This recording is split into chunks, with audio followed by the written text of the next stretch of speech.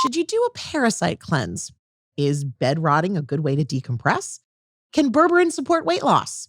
All that and more on this episode of The Healthiest You. From drinks to cleanses, coffee enemas to eating sea moss, there's some crazy stuff and some crazy ideas out there on TikTok. Today, we're unpacking the top health trends from this year: the good, the bad, and the ugly. We're focusing on women's health and wellness on the Healthiest You podcast. Now, whether you're on your way to work or you're enjoying a cup of coffee, take this time to focus on your health. TikTok health trends. We're going to talk about them with Elena Brinker. Elena is an internal medicine nurse practitioner with Lehigh Valley Health Network. Elena, welcome to the show. Thank you for having me. It's so wonderful to have you here today. We're going to cover a lot of very interesting trends today, some to try and most to avoid. Elena, have you ever tried anything you've ever seen on TikTok? No, I haven't. You haven't? And I would encourage everybody to question the science behind the health advice they hear on the internet, TikTok included. And I don't think that TikTok advice should ever replace professional medical or nutritional advice. I tend to agree with you on that one, but we're going to get into some of these things. Right now, parasites are a very popular topic. How do people get them? And what is a sign that you might actually have them? Parasitic infections can spread through dirty hands, drinking contaminated water, or swimming in contaminated water. One might know they have a parasite if they have abdominal pain, diarrhea, nausea, weight loss, fatigue, some other unexplained symptoms. However, I wouldn't want anybody to self-diagnose a parasite. They need to talk to their medical health professional, and they will run certain tests to determine if they have a parasite and what kind of parasite they have, because the treatment will depend on the type of parasite they have. So what is a parasite cleansing or a deworming? That sounds like something we should be doing to dogs. Now, how would you do that? I've seen people claiming that they feel energized and they're getting rid of these, quote, creepy crawlies. How are they doing that? Right. So first of all, not everybody needs any kind of cleanse for parasites, because first we need to establish that a person does have a parasite truly. The symptoms might be abdominal pain, diarrhea, nausea, fatigue, weight loss unexplained, and there could be other multiple symptoms as well. So I wouldn't want anybody to self-diagnose themselves with a parasite, because those symptoms can also be symptoms of something else. Of the flu. Yes. You were describing some things that could just be the flu, and so don't jump to parasite cleansing. So first of all, I would encourage everybody to seek medical advice if they suspect they might have a parasite. And not specifically follow the deworming procedures on TikTok. Also, what is deworming itself? People who advocate for the parasite cleanses online, they say that a lot of people have parasites and we need the cleanse for that, which is not the case. A lot of times our body, as long as it's healthy immune system, we can get rid of parasites ourselves. Sometimes you need a medication for that as well. Then that's when you need to see the doctor and they will prescribe you medication based on the type of parasite you have. Oh, okay. A lot of those cleanses, like Paragard cleanse, they have proprietary blends. We don't even know what it is. FDA does not control the over-the-counter supplements. So we don't even know what the proprietary blend is, what the effect on the body it has. And one of the major side effects of the parasite cleanse like that could be getting rid of the good bacteria in the gut, which can create a whole other list of problems for the person. Right. And especially if you're going to drink something that you don't necessarily know what's in it, and you don't even know if you have a parasite. Right. So seek medical attention if you think you have. Absolutely. This could be really bad. Okay. Well, moving forward, you just mentioned some of the risks of destroying the good bacteria in your gut. How can we boost good bacteria in our guts?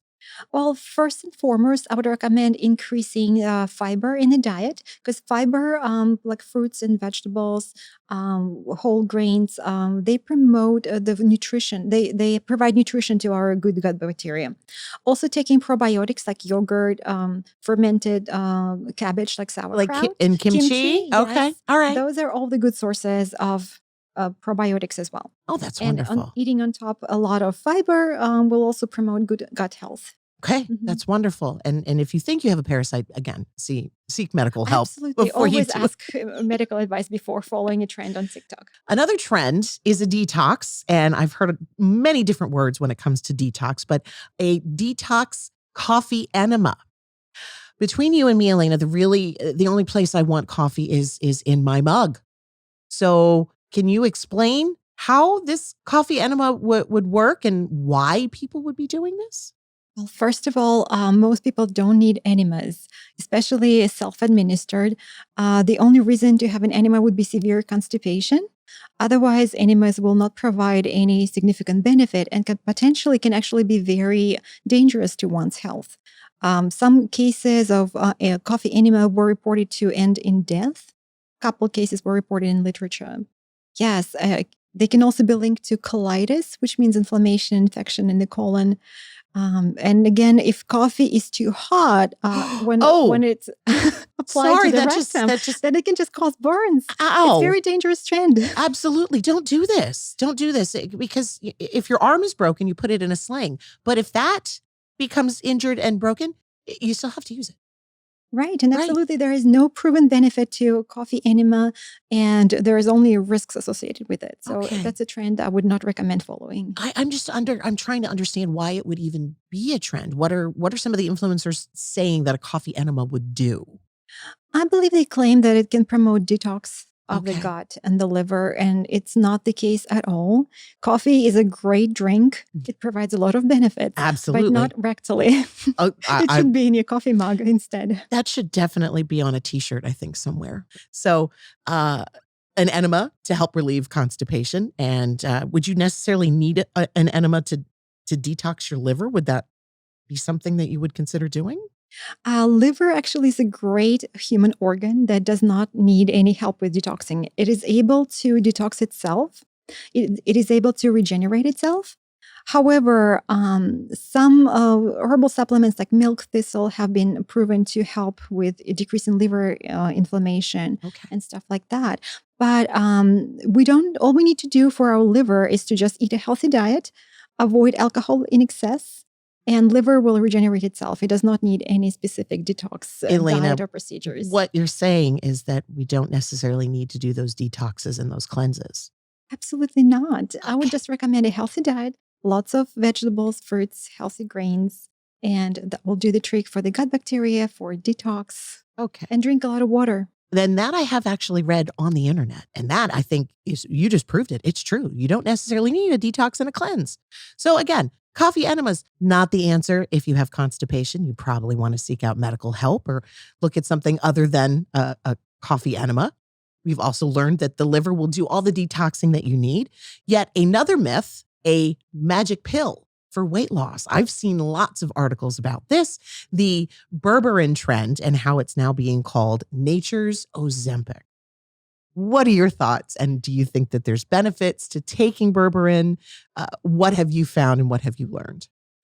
Well, berberine and Ozempic are two very different things. Ozempic is not a natural substance. It's a medication that is controlled by FDA. It's approved by FDA. It has gone through multiple clinical trials and has shown benefit in controlling blood sugars and diabetes. What that does is it makes the person full after they eat. It makes the body produce more insulin by stimulating the GLP-1 enzyme. So that definitely has effect on That's losing weight and diabetes. It's a proven medication It's a proven medication. versus Yes. berberine. Berberine is a natural substance that is found in a lot of plants, like, for example, barberry plant, golden seal, and many others. Berberine has been used for quite some time, since ancient times, for different purposes, antimicrobial purposes, controlling cholesterol levels, decreasing blood sugars. It does help with decreasing blood sugar a little bit by stimulating AMPK enzyme, Okay. which helps make the body more sensitive to insulin. So it helps with insulin sensitivity. It does promote a slight weight loss, but it's very, very slight, Very slight. insignificant, Okay. definitely not as much as Ozempic. And there are really no good clinical trials proving the significant benefit of berberine.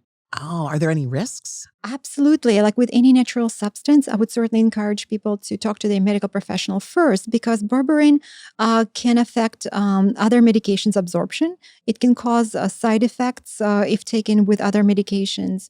It's not a benign herb that you can just take regardless. But TikTok said it was, Elena. No, it's not the case. For berberine, Right. for whatever reason, then you cannot take it for more than 6 months. Okay. So it's definitely something to discuss with your doctor before Don't just see starting it, taking an it. influencer. Don't just Right. see an influencer taking it. And also, I would like to warn pregnant people because berberine taken during pregnancy can cause damage to the fetus. It can cause brain damage. Oh my goodness. And if somebody's breastfeeding, it can cause liver damage and brain damage in the baby as well. So please consult the doctor before starting any supplements. I feel like that's the disclaimer we need to say about all of these trends is please consult your doctor before you try or do any of these things. Right. It's not that benign. Yeah, right. Some other trends that we've noticed. The blackout rage gallon. It sounds dangerous. What is it? And why are people trying it? It looks like it's one of those newer terms. It's popular among college Oh, students. college kids. Okay. College kids, college students. Okay. What they do is they try to avoid their drinks being spiked, first of all, so they prefer their personalized containers. They would take a big jug, like a gallon container. They would fill it halfway with water Right. and add about a fifth of alcohol, like vodka or any other strong alcohol in it. Then they add electrolytes there with some flavorings to the water. And this way they feel protected that they can drink all night and nothing will happen to them. Because it's a drink that they drink made throughout themselves, the night. right. They made it themselves. Nobody spiked it. However, there are significant dangers with that type of drinking that they might not realize. If they put a fifth of alcohol in a gallon jug, well, that equates to about 17 drinks a night. As soon as you said fifth, I was imagining taking my bottle of vodka and pouring it into a jug. Right, and who measures and it? drinking that all night. Okay. Right, so there's a risk of binge drinking with that because binge drinking is defined as more than 4 or 5 drinks a night. And if somebody drinks 17 drinks a night, even if you're staying hydrated with water, it's still a lot. That could equal alcohol poisoning. Absolutely. And actually, there were cases reported in college students. I believe it was University of Massachusetts, where 46 college students were hospitalized when they were participating in the drinking challenge with Borgs. They call them Borgs, like the blackout rage thing. Yeah, gallon, okay. yes. So they were hospitalized with alcohol poisoning, and no wonder because it's a lot of alcohol in a big jug. Just because you're watering it down doesn't mean that it's not going to do Absolutely. damage. The liver cannot process more than 1 ounce of alcohol an hour, and they're drinking how many drinks per night? That just makes my stomach upset thinking about this. And it also makes me worried about my teenager ever going off to college. Okay, alternative ways to drinking responsibly in that type of setting, because I understand the reasoning behind it, wanting to keep your drink safe and knowing that it's not being spiked. What would you suggest as an alternative? Yes. So if somebody wants to be safe, if they're not sure who made the drink and it's not safe maybe to drink in the surroundings at the party, then of course it's safer to have your own personalized container, but not a gallon-sized container, of course. And try to count the number of drinks you're having per night. It's not recommended to have more than 3 drinks on one occasion for males and more than 2 drinks for women. And actually, standard drink is considered 1 glass of wine, or 1 beer can, Okay. or 1.5 ounces of strong spirits. Another drink concoction that people are raving about lately is fire cider. The ingredients are apple cider vinegar, garlic, ginger, onions, hot peppers, horseradish, and honey. It supposedly boosts your immune system and it helps with digestion. Is this true, Elena? That's an excellent question. Apple cider has been used for many decades. It's supposed to promote blood sugar control. It has some antimicrobial qualities. It can worsen acid reflux. So for people with acid reflux, I would recommend using with caution. Okay. Other ingredients can also be very beneficial by themselves. For example, garlic has a lot of antimicrobial properties, but not so much proven benefit to use for treating cold symptoms.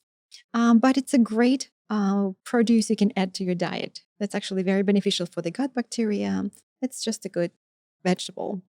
Then onions are another good source of good fiber. They have some nutritional properties that are good for you as well.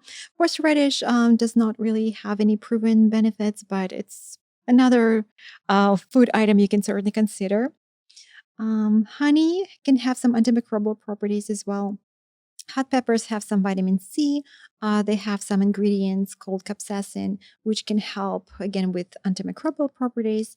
However, there is no proven benefit in the literature from taking apple cider.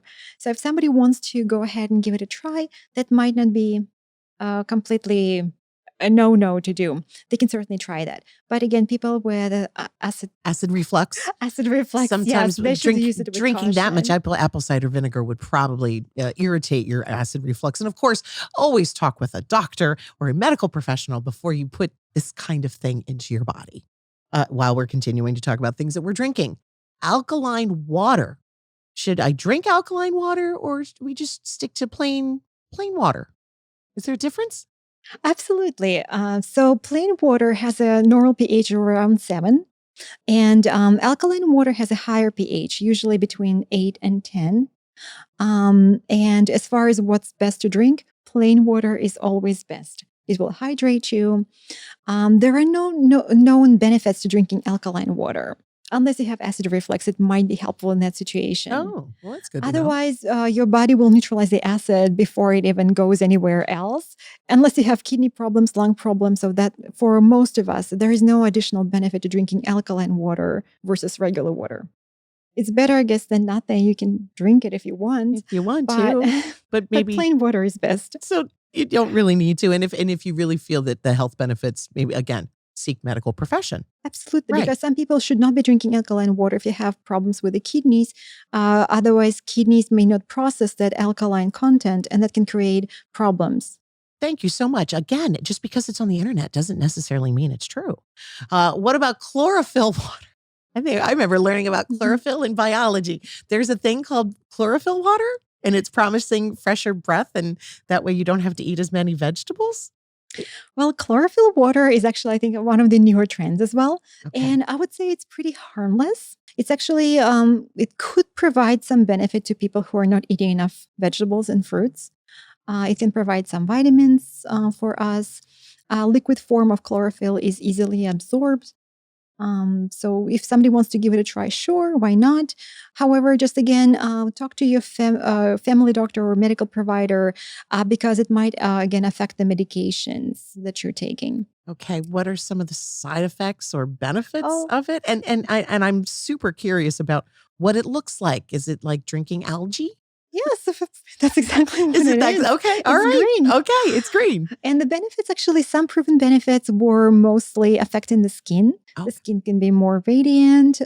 So why not give it a try then? It right. can help heal wounds faster. So there are some quite a few benefits to chlorophyll. But remember that you can also get chlorophyll from green leafy vegetables like spinach. So eating a salad could do the same thing. Absolutely. It's actually going to be better because it will provide you with the fiber your body needs, other vitamins and minerals, and the same benefit as chlorophyll water. Okay. Elena, there seems to be a powder for everything these days. And I see the aesthetic morning routine videos where influencers must start their days with a greens drink that is mixed together in a very cute little glass cup.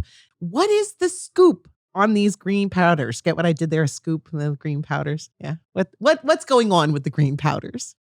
Well, I think the idea behind the greens powder is to get a lot of nutrients in a nice and easy way. You put it in your container, like a smoothie container, and you drink it. So you get already a lot of nutrients in you without really eating a lot, consuming a lot of calories. However, a lot of those brands that sell green powders, they have proprietary blends, Oh, like you which mentioned means, before, we don't know what's right, in we it. don't know what's in it. So they do have some benefits because if it's green extract from green leafy vegetables or herbs, it might be beneficial. That may provide some nutrients that will be beneficial for those who cannot eat vegetables for whatever reason. They might not digest vegetables right. So for somebody, it might have a benefit, Mhm. but also understand the risk because what is in the proprietary blend. Why not just talk to your general practitioner. Always the way to go That before seems- starting taking anything. And any supplements should not replace a balanced diet. Eating vegetables, fruits, vegetables, fiber is always the best for your body, better than any supplement. Supplements should never replace the diet. Good to know, Elena. Thank you so much. Now, when it is time for me to get the greens, what are the best ways that my nutrition can be bolstered in addition to eating my greens? Is there, anything else I could add to my diet?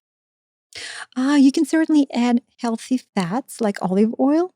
That will help some essential vitamins like vitamin K, vitamin D to get absorbed in your body better. Otherwise, they're not. They might not be water soluble; they're fat soluble. So, adding Okay. healthy oils, fats to your diet will also help. Elena, you have been giving us so many great answers. And of course, I have to talk about the scooping, the dry scooping your workout, your pre-workout powder. It apparently makes you work faster and you can power through. But I've also heard that it's a choking hazard and has even landed some people in the emergency room. Should we really be avoiding this? What should we be paying attention to it? What are your thoughts on this trend? Well, I think there is a reason why there are instructions to dilute the drink in a certain amount of water before consuming it. I think following the trend, people might think that just by taking the scoop all at once, they will get more benefits faster. However, they need to realize that some ingredients or some powders contain caffeine. And if they chug it down really fast, then they can develop palpitations, issues with the heart, anxiety, shakiness, other unpleasant symptoms. It can be dangerous also to even take any kind of powder so fast because you can choke on it. It can cause asthma flares.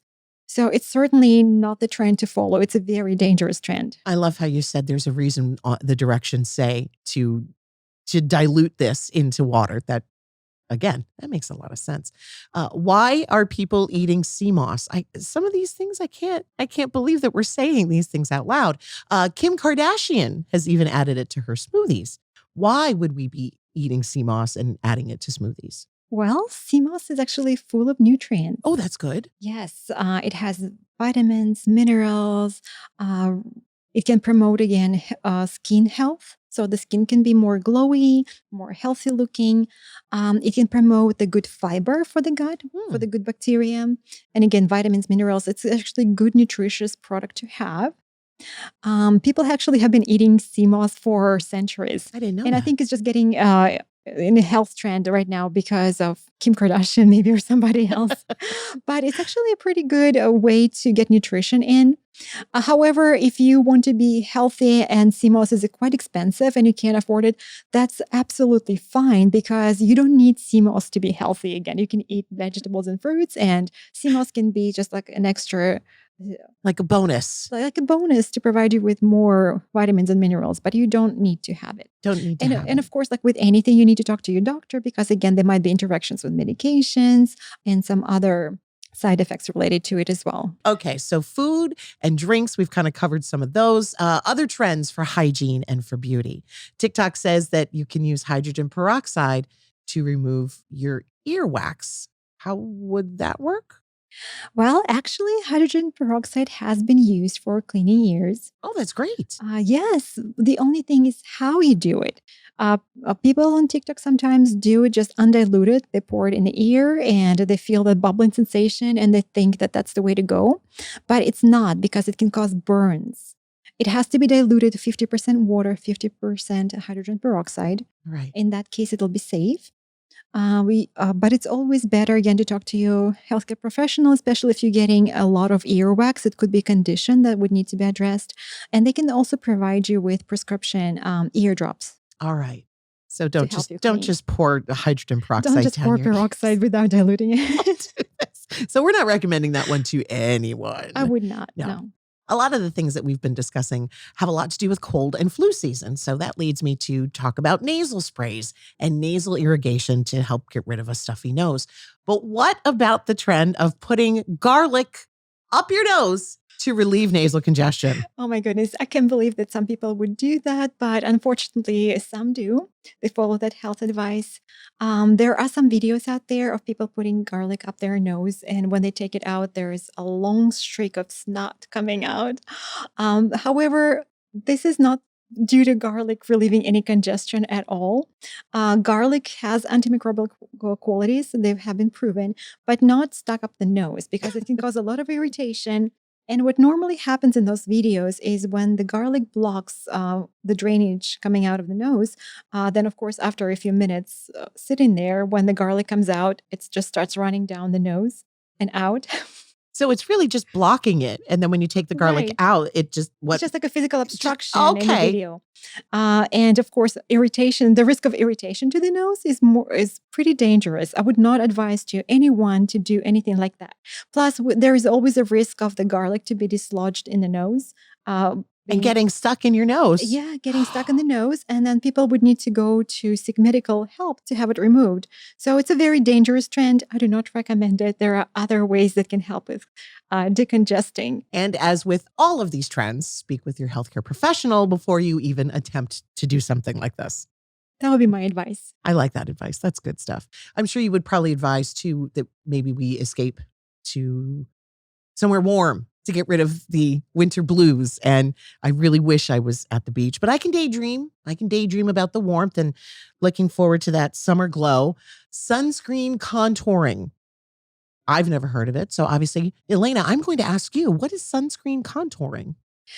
Well, it's another very dangerous trend on TikTok. Oh. The idea behind the contouring with sunscreen is to strategically apply sunscreen in certain locations on the face or abs to get different level of tan, like tan lines. And this way, I believe people think that they can avoid makeup because they'll be already contoured for the day without wearing any makeup, or abs will magically show up on their abdomen by, again, applying certain different tones of tan.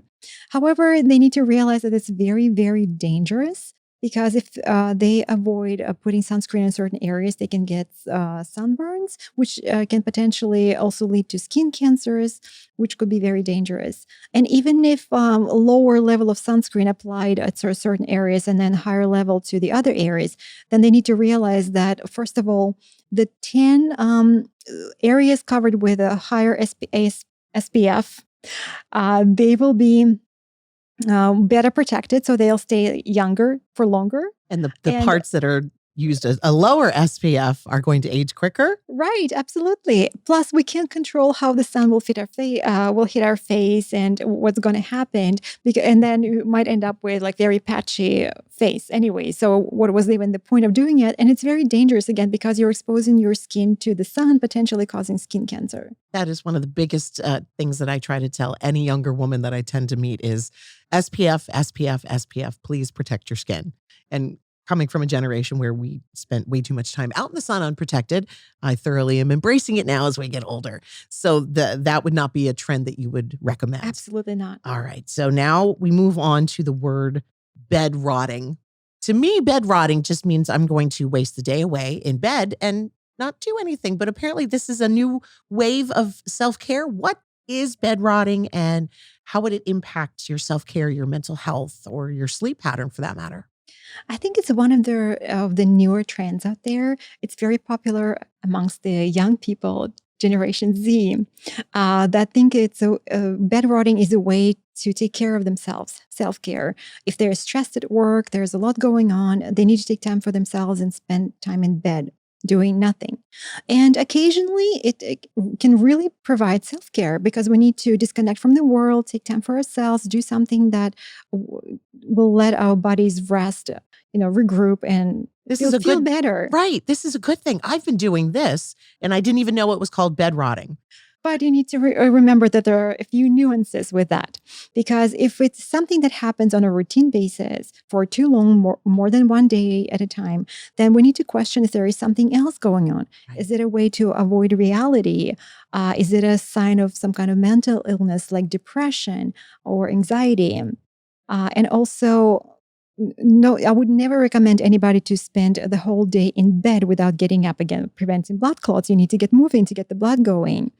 Also, you can't eat in bed. Bed should be only Says you. Sorry, I shouldn't have interrupted you like that. No, the bed should just be for sleeping. Bed should only be for sleeping. Otherwise, when it's time for you to go to bed and fall asleep, the body will be confused and not know if you wanted to, watch a movie or fall asleep. Then it could create problems with the sleep as well. Oh, that's a perspective that I didn't even think about. Elena, we have covered a lot today, and I feel that we've only scratched the surface of some of the trends that are going around on TikTok and all the other social media sites. But I really do appreciate you giving us insight into some of these and pretty much telling us that just because it's on TikTok and on the internet does not mean that we should be doing this. Thank you so much for your time. Thank you for having me. To learn more health tips, visit lvhn.org/healthy-you. Remember to subscribe and follow The Healthiest You wherever you get your podcasts, so that way you never miss an episode. Remember, be safe, be smart, and be the healthiest you.